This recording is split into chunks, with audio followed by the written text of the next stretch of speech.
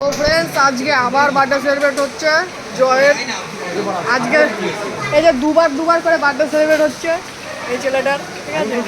আর celebrate করছে এই Sudip, celebrate করছে। এর ছুটি ছিল, আগের দিন ছুটি ছিল না বলে বেচারা খুব কষ্ট পাইছে ভাই আমার। এর জন্য আজকে আবার এসছে এখানে।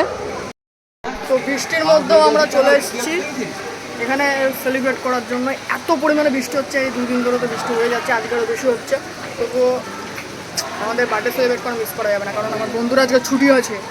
এই কেকটা ওর জন্য নিয়ে আসা হয়েছে, আর কেক কেটেও সবাইকে না দিয়ে নিজে আগে খেলো ভাই সাব।